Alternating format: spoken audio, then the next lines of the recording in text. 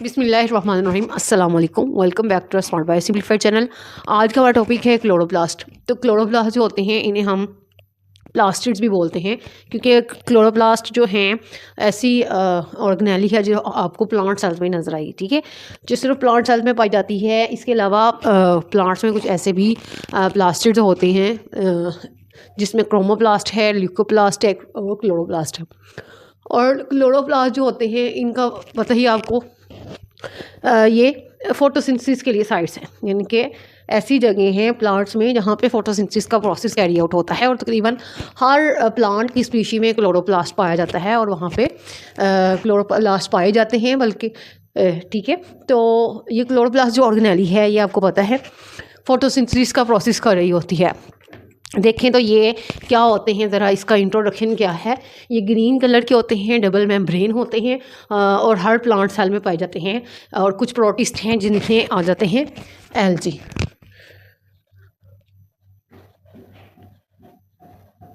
ठीक है, तो ये वो साइट्स हैं जहाँ पे फोटोसिंथेसिस का प्रोसेस होता है और ऐसा प्रोसेस जिसमें प्लांट्स अपनी खुराक खुद तैयार करते हैं। और जिसमें कैसे फूड तैयार होती है, लाइट एनर्जी यूज़ होती है, कार्बन डाइऑक्साइड यूज़ होती है और वाटर को यूज़ करके खुराक अपनी तैयार करते हैं। इवन के अपने कंपोनेंट्स भी वो खुद ही बनाते हैं। इसके बाद है कि इसके अंदर क्लोरोफिल होते हैं, एक पिगमेंट है जिसे क्लोरोफिल बोलते हैं। ये ग्रीन पिगमेंट्स जो होते हैं ये सनलाइट को ट्रैप कर सकते हैं या ट्रैप करने की एबिलिटी रखते हैं। तो इस वजह से हम क्लोरोप्लास्ट को क्या बोलते हैं, food factory of the cell. अब मैंने शुरू में बताया कि जो क्लोरोप्लास्ट हैं इनको हम प्लास्टिड्स भी बोलते हैं। और ये प्लास्टिड जो हैं तीन तरह के होते हैं। एक क्लोरोप्लास्ट, ठीक है, एक होता है क्रोमोप्लास्ट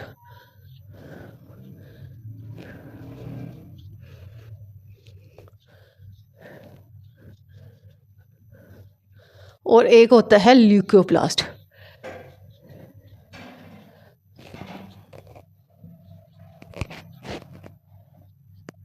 ठीक है, क्रोमोप्लास्ट डिफरेंट कलर्स प्रोवाइड कर रहे होते हैं किसी भी प्लांट के पार्ट को। जो ल्यूकोप्लास्ट होते हैं ये yellow to red colour provide करते हैं। येलो टू रेड कलर जब होगा इट मीन्स के पौधे के उस पार्ट में क्या है, ल्यूकोप्लास्ट है। लेकिन क्लोरोप्लास्ट होते हैं ये ग्रीन कलर्स देते हैं, ठीक है। और जो क्लोरोप्लास्ट होते हैं ये तकरीबन हर जो है पार्ट में पाए जाते हैं, तकरीबन लीव्स में, स्टेम्स में। और यानी कि अनराइपन जो फ्रूट होता है, जो अभी पक्का नहीं होता, तो आपको पता है कच्चा सेब या कच्चे जो होते हैं फ्रूट्स वो ग्रीन कलर के होते हैं। तो अनराइपन बोलते हैं उनको, अभी पके नहीं होते। कच्चे फ्रूट्स के में भी क्या होता है, उनमें क्लोरोप्लास्ट होता है, लेकिन वहाँ पे फोटोसिंथेसिस नहीं होती। फोटोसिंथेसिस सिर्फ मोस्ट ऑफ द लीव्स में होती है, ठीक है। और जितने ग्रीन पार्ट्स होते हैं प्लांट्स में वो सब में क्लोरोप्लास्ट पाए जाते हैं, ठीक है। उनमें क्लोरोप्लास्ट मेजर अमाउंट में ये ऑर्गेनेली प्रेजेंट होती है उनके सेल्स में, ठीक हो गया। लीव्स में अगर आप देखें तो लीव्स का जो एक मिलीमीटर, स्क्वायर मिलीमीटर जो होता है उसमें तकरीबन 500,000 या आधा लाख, 1/2 मिलियन जो होते हैं क्या होते हैं,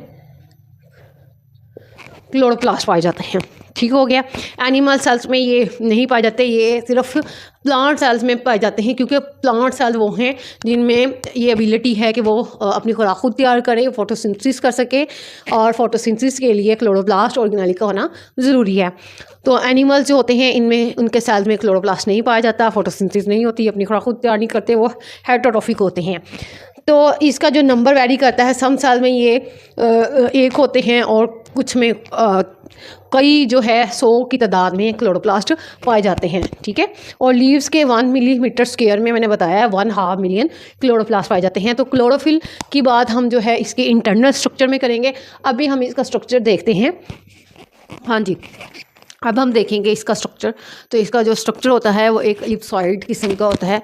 ये देखें, एक क्लोरोप्लास्ट है, इलिप्सॉइड।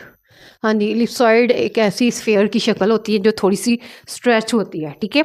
और उसको आप इस तरह से डायरेक्शंस में काट सकते हैं, इसके सेंट्रल पॉइंट से इस तरह से इसके पार्ट्स बना सकते हैं, ठीक है। ऐसी स्फीयर जो थोड़ा सा स्ट्रेच हो उसे हम एलिप्सॉइड शेप बोलते हैं। ये मैथमेटिक की एक फिगर होती है, ठीक है। हाँ जी, ये एलिप्सॉइड शक्ल की जो आपको स्ट्रक्चर नज़र आ रहा है वो हमारे पास क्या है, क्लोरोप्लास्ट।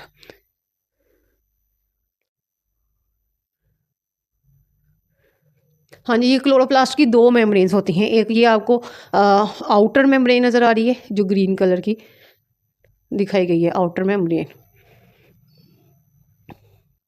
और एक होती है इनर मेम्ब्रेन। यहाँ पे मैं ड्रा कर लेती हूँ इसको अभी इस तरह से, इनर मेम्ब्रेन, ठीक है।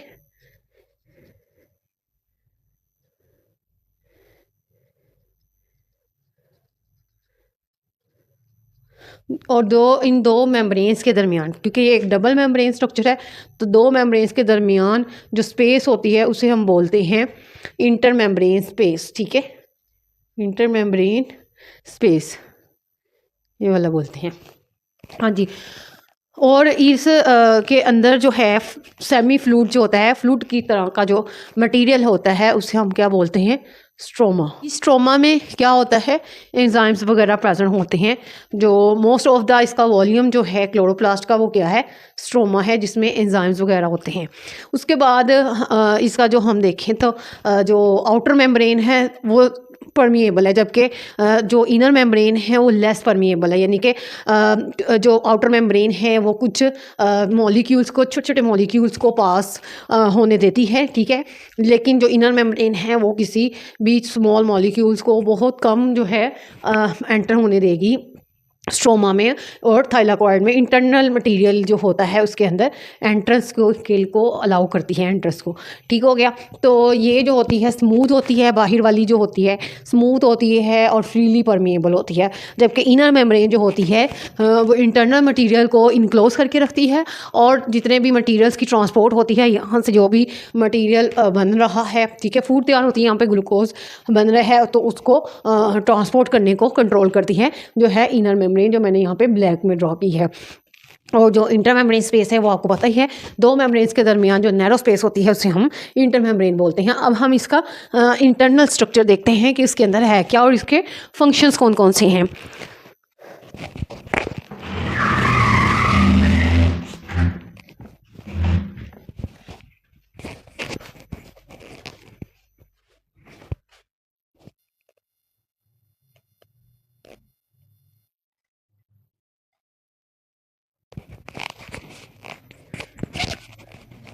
हाँ जी, इसके इंटरनल स्ट्रक्चर में क्या होता है, स्ट्रोमा प्रेजेंट होते हैं। स्ट्रोमा क्या होता है, सेमी फ्लूइड, सेमी फ्लूइड यानी फ्लूइड लाइक्स जो यहाँ पे मटेरियल प्रेजेंट होता है जिसमें बहुत सारे एंजाइम्स प्रेजेंट होते हैं, उसे हम क्या बोलते हैं, स्ट्रोमा बोलते हैं, अंदर के फ्लूइड को बोलते हैं, ठीक हो। इसमें देखें तो सबसे पहले इस स्ट्रोमा में क्या क्या प्रेजेंट है। सबसे पहले तो एंजाइम्स प्रेजेंट हैं, ठीक है। एंजाइम्स जो हैं वो डार्क रिएक्शंस में, डार्क रिएक्शन क्या कहलाता है, कैल्विन साइकिल, कैल्विन साइकिल के लिए हैं यहाँ पे एंजाइम्स स्पेशली। दूसरा सर्कुलर डीएनए है यहाँ पे,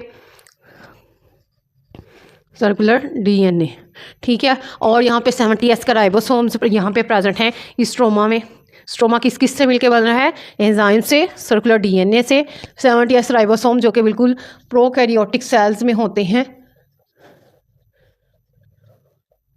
और ये राइबोसोम्स क्या करते हैं, इस स्ट्रक्चर के लिए जो प्रोटीन चाहिए उसको बना रहे होते हैं। उसके बाद आरएनए एंड स्टार्च ग्रेन्स यहाँ पे प्रेजेंट होते हैं, ठीक है। उसके बाद आ जाता है इसका फंक्शन। स्ट्रोमा का फंक्शन क्या है, ये डार्क रिएक्शन के लिए जगह sites of the dark reaction of photosynthesis, ठीक हो गया। तो यहाँ पे जो फोटोसिंथेसिस का डार्क रिएक्शन कैल्विन साइकिल होना है वो यहाँ स्ट्रोमा में होता है, ये आपने याद रखना है। एमसीक्यूज़ में ये पूछा जाता है कि डार्क रिएक्शन की साइट्स कौन सी हैं। हाँ जी, नेक्स्ट हम देखते हैं सेकेंड स्ट्रक्चर, जो इसका इंटरनल स्ट्रक्चर है वो है हमारे पास थाइलाकॉइड। थाइलाकॉइड क्या होती है, फ्लैटन डिस्क, ये एक डिस्क अगर यहाँ से उठाओ तो उसे हम क्या बोलेंगे, ये पूरी की पूरी डिस्क क्या कहलाती है, थाइलाकॉइड, ठीक है। ये थाइलाकॉइड होती है, इसको बोलते हैं यहाँ पे, अगर मैं इसको ले आऊँ, इस डिस्क को क्या बोलते हैं, थाइलाकॉइड। हाँ जी, ये चिपटी डिस्क नुमा जो स्ट्रक्चर है कुछ इस तरह से, सॉरी, इस हाँ जी, इस तरह से जो यहाँ पे स्टैक्स बनी हुई हैं उनमें एक डिस्क को हम थाइलाकॉइड बोलते हैं। अब ये अरेंज होती हैं स्टैक्स की सूरत में, ठीक है। डेढ़, ये स्टैक का क्या मतलब होता है, कोई डेढ़ पड़ा हो, जिसे हम उर्दू में डेढ़ बोलते हैं।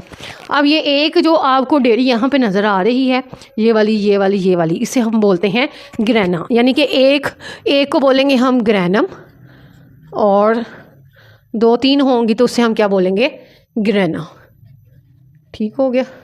उसके बाद आ जाती है हमारे पास थाइलाकॉइड जो मेम्ब्रेन है, वहाँ पे क्लोरोफिल पिगमेंट प्रेजेंट होता है। मैंने कहा था ना क्लोरोफिल की आगे बात करेंगे। तो यहाँ पे इसकी मेम्ब्रेन जो है, इन मेम्ब्रेन्स के ऊपर क्या प्रेजेंट होती है, क्लोरोफिल प्रेजेंट होते हैं और दूसरे पिगमेंट्स भी प्रेजेंट होते हैं। क्लोरोफिल ए जो होता है वो फोटोसिंथेसिस करवा रहा होता है, वो लाइट को कैप्चर करता है, और ये पिगमेंट्स क्या करते हैं, लाइट एनर्जी को ट्रैप करके रखते हैं, यानी कि ट्रैप कर लेते हैं। ठीक हो गया। क्लोरोफिल एक पिगमेंट होता है, एक कलर होता है जो किसी वेवलेंथ की लाइट को क्या करता है, ट्रैप करता है या एब्जॉर्ब करता है। कुछ और पिगमेंट्स भी होते हैं यहाँ पे। ठीक हो गया। उसके बाद आते हैं इनसाइड द स्पेस। स्पेस के अंदर जो है, जो उसे हम बोलते हैं लुमन, यानी कि एक थाइलाकॉइड का अंदर का जो मटेरियल होता है उससे हम क्या बोलते हैं, लुमन। ठीक है। इसके अंदर की स्पेस को, थाइलाकॉइड की स्पेस को क्या बोलते हैं हम, लुमन। ना कि इनर मेम्ब्रेन की स्पेस को बोलेंगे, ठीक है, बल्कि हम किसको बोलते हैं, थाइलाकॉइड की इनर स्पेस को हम क्या बोलते हैं, ये क्या है हमारे पास, लुमन। ठीक हो गया। उसके बाद आता है इसका फंक्शन। तो जो थाइलाकॉइड होते हैं यहाँ पे लाइट रिएक्शंस हो रहे होते हैं, ठीक है। इस लुमन में क्या होता है, लाइट रिएक्शंस होते हैं फोटोसिंथेसिस के। ठीक हो गया। हमने पढ़ा था ना फोटोसिंथेसिस के जो रिएक्शंस हैं, डार्क रिएक्शन है, एक लाइट रिएक्शन है। ठीक हो गया। लाइट रिएक्शन में O2 बन रही होती है, ठीक है, और वाटर के मॉलिक्यूल के टूटने से वाटर का मॉलिक्यूल ब्रेक डाउन होता है और एक इलेक्ट्रॉन जो है निकलना शुरू होते हैं, ठीक है। और फिर डार्क रिएक्शन में क्या होता है कि जो कार्बन डाइऑक्साइड है उससे जो है ग्लूकोज के मॉलिक्यूल्स बन रहे होते हैं। ठीक हो गया। उसके बाद आ जाता है हमारे पास ग्रैना एंड स्ट्रोमा लैमेला।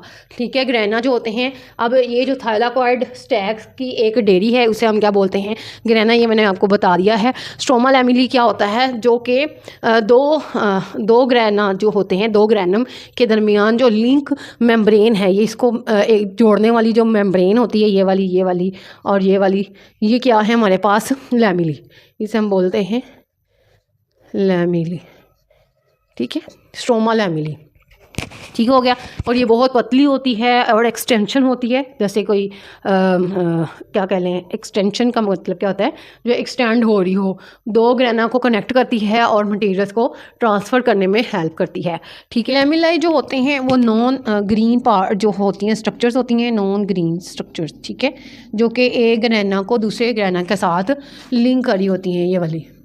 ठीक हो गया। उसके बाद क्या होता है, यहाँ पे जो ग्रैना है वो एक क्लोरोप्लास्ट में कई हंड्रेड्स होते हैं। यहाँ पे तो 3-4 बनाए हैं ना, तो कई 100 की तादाद में यहाँ पे ग्रैना प्रेजेंट होते हैं। और एक क्लोरोप्लास्ट में कई हंड्रेड जो होते हैं ग्रैना प्रेजेंट होते हैं। ये स्टैक्स कई 100 की तादाद में होती है। और जो हर ग्रैना में कई जो हैं, फ्यू जो होते हैं वो थाइलाकॉइड्स प्रेजेंट होते हैं।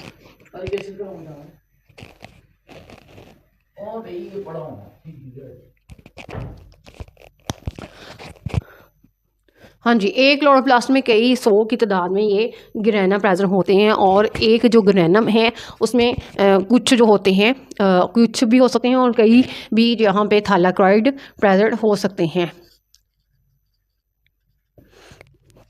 ठीक हो गया। अब जो है माइटोकॉन्ड्रिया, ये क्या करते थे, केमिकल एनर्जी बना रही थी फ्रॉम द फूड। ठीक है। फूड को क्या है, फैट्स हैं, कार्बोहाइड्रेट्स हैं, जो भी हम खाते हैं, न्यूट्रिएंट्स हैं, उनको मेटाबोलाइज करके फ्यूल को मेटाबोलाइज करके क्या कर रही थी, एनर्जी प्रोड्यूस कर रही थी माइटोकॉन्ड्रिया स्ट्रक्चर जो होते हैं वो ATP बनाते हैं और केमिकल एनर्जी जो है बना रहे होते हैं फ्रॉम द फ्यूल और अदर न्यूट्रिएंट जो हम खाते हैं। जबकि हमारे पास जो क्लोरोप्लास्ट हैं ये जो है फूड तैयार करते हैं थ्रू द फोटोसिंथेसिस, ठीक है। कार्बन डाइऑक्साइड वाटर को यूज़ करके ये हमारे लिए फूड तैयार कर रही होती हैं। दोनों के पास अपना जो है डीएनए है, ये सेल्फ रेप्लिकेटिंग स्ट्रक्चर्स हैं, अपने राइबोसोम्स हैं जो अपनी ये प्रोटीन खुद तैयार करते हैं, ठीक है। डीएनए और राइबोसोम का क्लोजली रिलेशन है, ये दोनों मिलकर ही जो है किसी स्ट्रक्चर को या स्ट्रक्चरल कंपोनेंट्स को तैयार करते हैं, ठीक हो गया। अब जो हमारे पास आ जाता है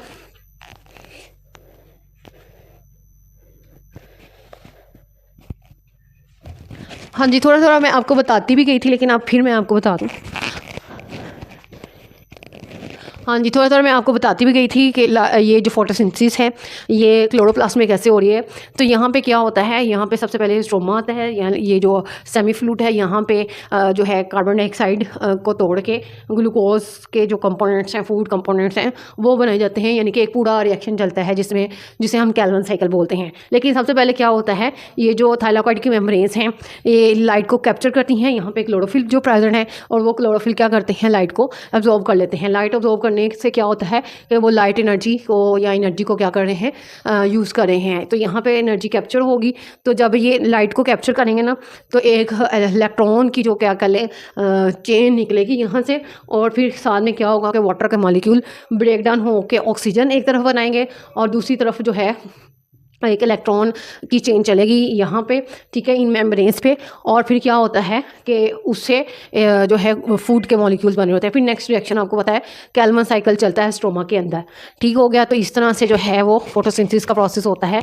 इन स्ट्रक्चर्स की वजह से यहाँ पे क्लोरोफिल है, यहाँ पे जो है थाइलाकॉइड्स की वजह से, थाइलाकॉइड्स पे मौजूद क्लोरोफिल की वजह से फोटोसिंथेसिस का प्रोसेस हो रहा है, ठीक है। और फिर ग्रैना और लैमिली क्या करते हैं, यहाँ से जो मटीरियल्स बन रहे होते हैं, ऑक्सीजन के मॉलिक्यूल्स हो गए या फूड मॉलिक्यूल्स हो गए, वो यहाँ से फिर ट्रांसपोर्ट कर रहे होते हैं। और फिर आपको पता ही है कि ये जो ग्रैना होते हैं कई 100 की यानी सीवरल हंड्रेड्स होते हैं, और जो यहाँ पे हमारे पास थाइलाकॉइड हैं और वो जो है चंद एक होते हैं, चंद से कुछ ज़्यादा हो सकते हैं। तो आपको ये लेक्चर आसान लगा होगा, पसंद आया हो तो अपने दोस्तों के साथ आदमी शेयर कीजिएगा।